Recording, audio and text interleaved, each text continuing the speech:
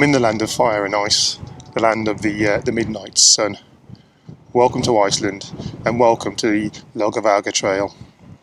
Now, I'm here because tomorrow I will be doing the trail, and apologies first off because I'm going to butcher the names of all the places that I come across during this walk, so forgive me, you have been warned. The trail starts here in Landmannalaugar and heads south 35 miles down to Pórsmörk, at the end of which is an additional walk if you're feeling frisky, and it's called this. And that takes you on a second trail down to Skógar, making both the trails together a 52-mile hike. Now, I'm only doing the Laugavegur on this occasion. You can do the trail using the well-known and structured huts, or you can do what I'm doing and camp the whole way. Now, the huts, while basic, are usually full during the season, so you have to book ahead, and also they are quite expensive. Camping, on the other hand, is much cheaper and you don't have to book. You can just rock up. And this is the price of the pitch. Now, with regards to camping, they do like you to use the grounds around the huts, and I was under the impression that you couldn't wild camp in Iceland. However, I stumbled upon this piece of information. Feel free to pause and have a read of it. It's just something to think about. Now, as I'm camping, I'm carrying all my stuff, as you know. The pack weight is this. Now, it's nothing I haven't carried before, and I've carried heavier weights on walks like the West Highland Way. I am at the heavier end of the pack weight, and it's only because I'm carrying my heavier tent, my Hiljeberg, and a couple of extra winter items which add to that weight. And it's because the weather here is changeable and unpredictable, to say the least. It's summer, and currently it's only about 14 degrees, and I have been told that the weather here can change on a sixpence. 1 minute it's sunshine, and next minute is rain and snow and hail, and lots and lots of high winds. So that's why I've got the better of my array of tents. Now, the season starts in late June. And the busiest time is July and August. It tails off in September. During the winter, no camping is permitted, and that's for obvious reasons, mainly because the roads up to here are generally closed. Now, I aim to do this walk in stages. I'm going to take my time. It is a short walk, and thus I want to really enjoy it. These are the proposed routes that you can take.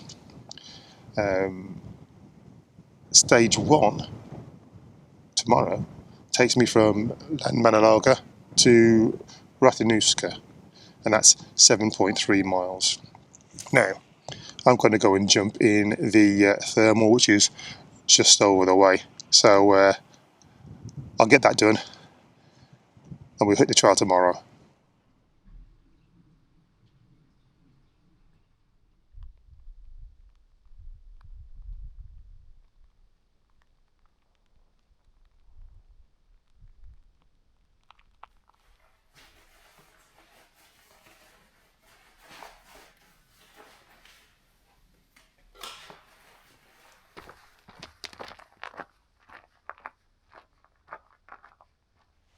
The morning of day 1, stage 1, over to Hrafntinnusker, 7.3 miles. Before I go, this campsite is absolutely superb, very, very rustic. It's in the middle of nowhere, and because of that, you are the most captive of audiences. It is a tad expensive here for anything that you might require, so just bear that one in mind. Pack accordingly and bring all your stuff with you. It's nice and peaceful at the moment because it's ridiculously early in the morning.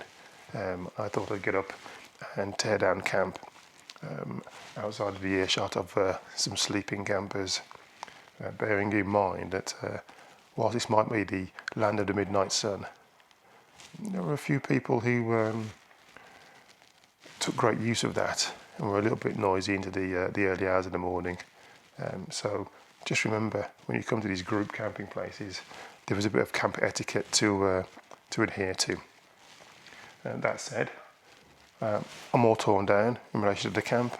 I'm just going to have some breakfast now, and then I'm going to head out into this glorious sunshine and take advantage of the weather whilst I've still got it.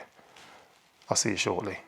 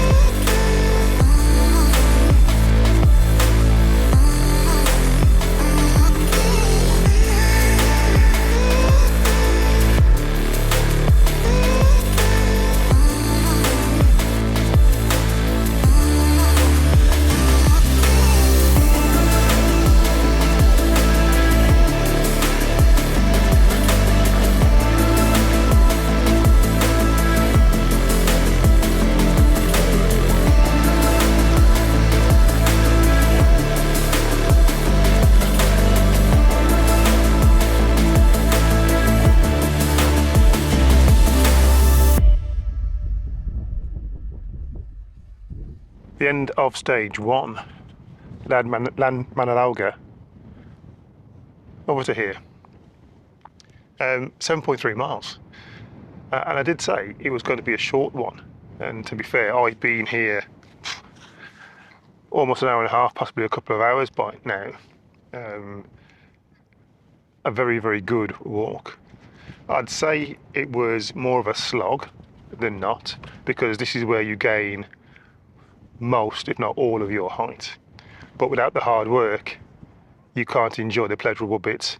And I've got to say, there are many of those to greet you. Quite possibly the most scenic or picturesque place that I've ever walked through, and that's saying something. The landscape here is out of this world. The route, as I've already said, starts you off straight from camp, and you start to gain your height, and you really never stop gaining that height, other than a few plateaus here and there. And what I'd say to you all is to get your head down when going up these ascents, but keep your head up when coming down. because that's when all the views expose themselves, and you don't want to miss any of those, let me tell you. Outside of that, there are a couple of areas where there is deep snow, and you really have to watch your step. Pay close attention to the marker posts and try and stick as close to them as you possibly can, because some of them, even in the this summer period, are just about exposed from the tip of the snow. So that gives you an indication of how deep some of these pockets might get to. Outside of that, it really is a quite a speedy walk here. Now, this campsite is absolutely wonderful. One of the remotest I've ever been to. This is the price to pitch. You can use the huts, but again, you've got to book ahead. Now, most people don't like staying here because it's so exposed, and you've seen from the landscape and some of the wind defences that there isn't much protecting you and your tent if you're camping. So most people actually pass through here and do the next 7.3 miles or so to the next site.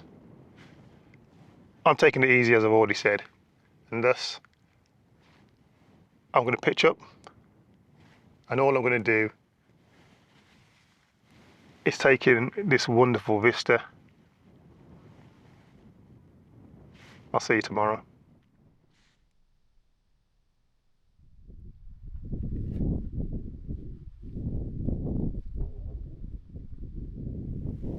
The morning of stage 2, Hrafntinnusker, over to Álftavatn, 7.5 miles, should take a few hours.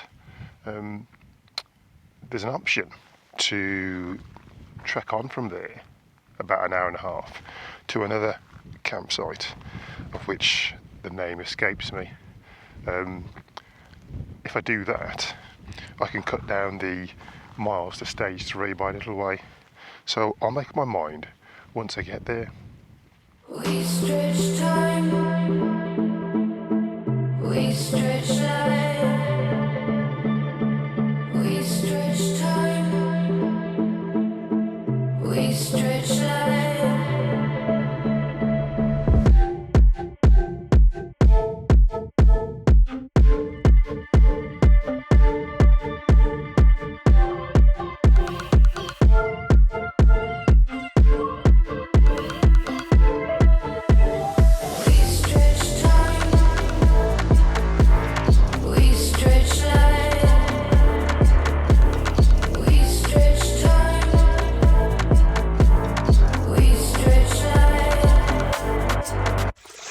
What a time to be alive.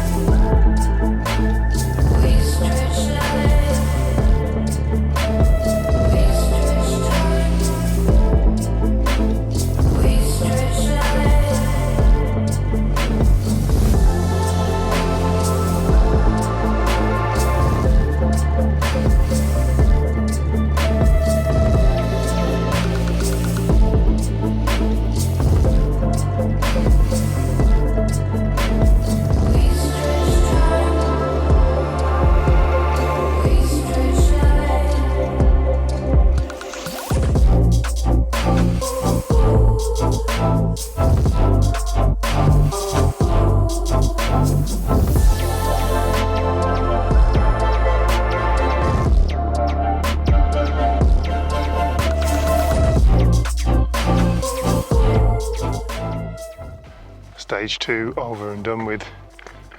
4 hours in total. What a stage.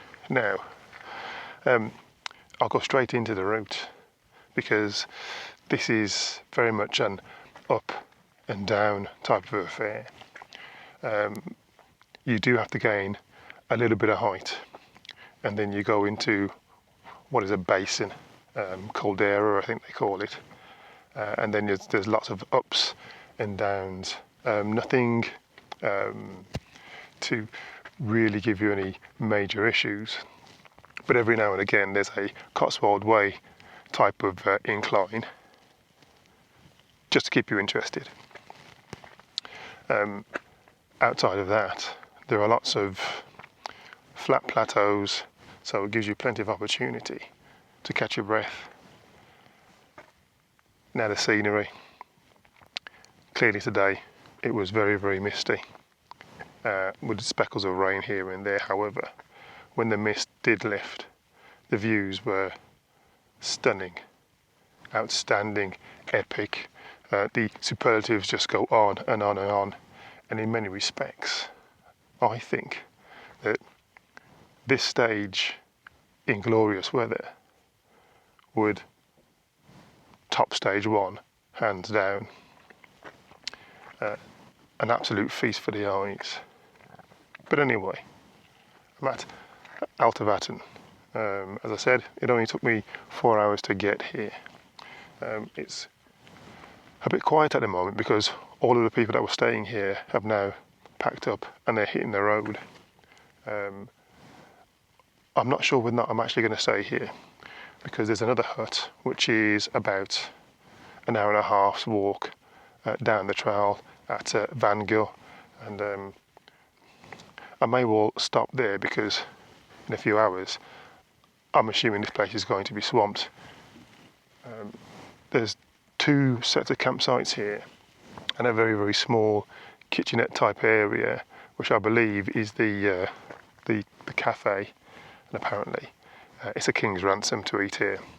So with that in mind, it's closed at the moment and I'm not sure what time it opens, and if I find out I'll put it on the screen right now for you. But I'm going to spend an hour here, get a bit of a relax going on, and then I'm going to hit the road and get myself over to Hrafntinnusker. I still maintain the 4-stage situation that I talked about at the start of this video, but the mileage for stage 3 will be slightly less. See you in a bit.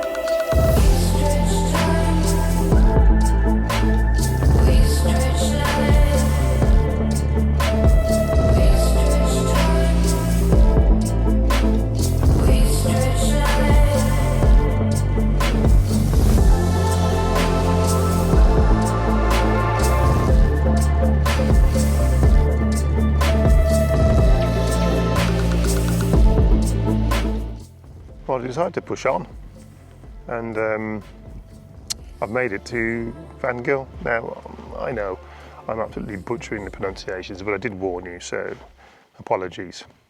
This is a glorious place, a real homely feel to it. It's a shame that it's actually quite quiet, in as much as people tend to ignore this one to move on to the place where they think they're going to get the vistas and the views. Unfortunately, because it's so close to the last campsite, people walk straight through and leave it alone. But I urge you that if you're doing this walk, consider it. The route here takes you over another river crossing, which is thigh deep.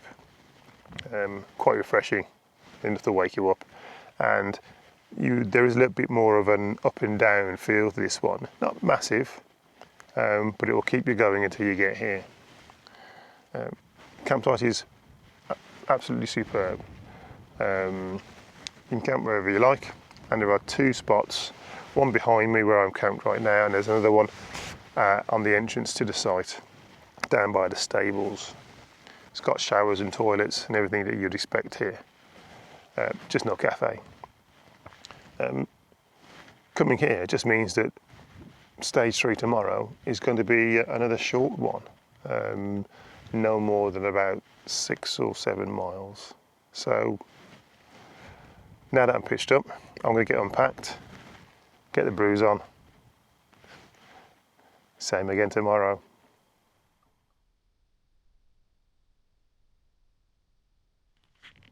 The morning of stage 3. Álftavatn, or where I am, Vangil, over to Emstrur.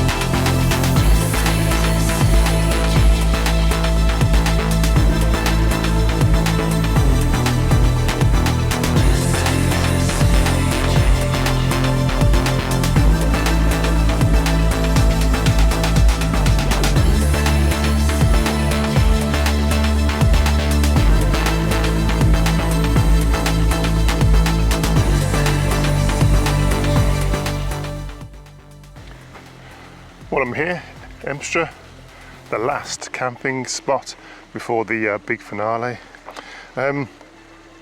Really good time made here, and that's because the majority of that route was low level and flat, I actually did the entire section in 3 hours and 40 minutes.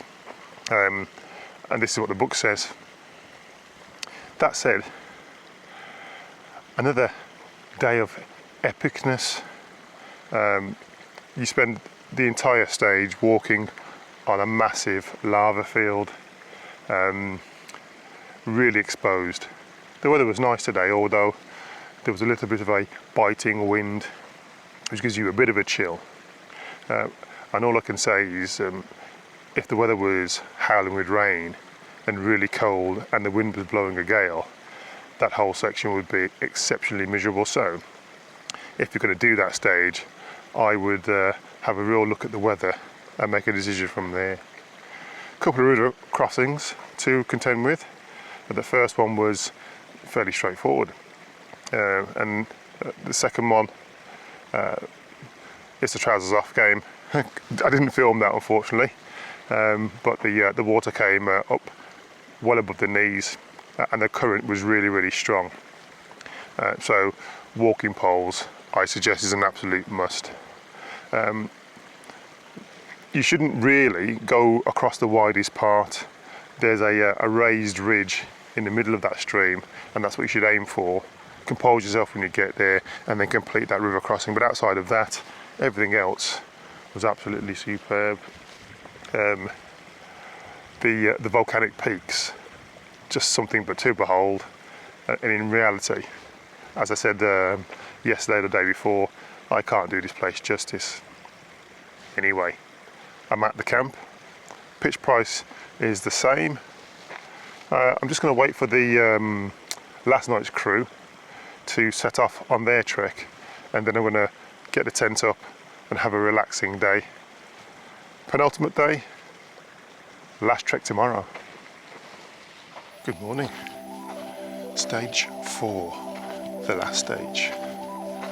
From here, all the way over to Pórsmörk, the land of Thor.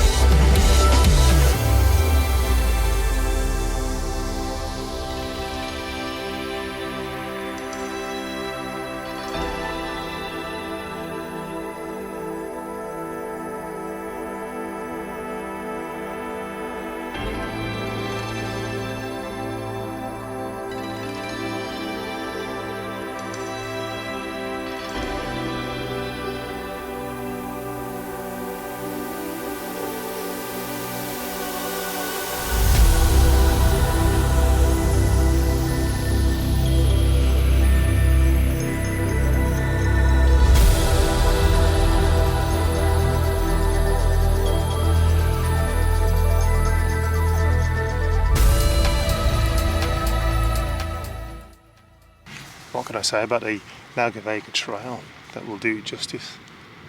Not a lot really.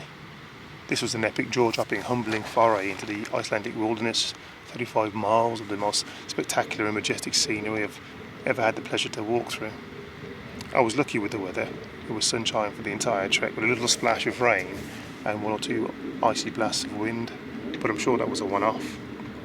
On some of the more open expanses, if the weather was at its worst, the walk wouldn't just be a miserable experience, it would be extremely dangerous, so come prepared and pack accordingly.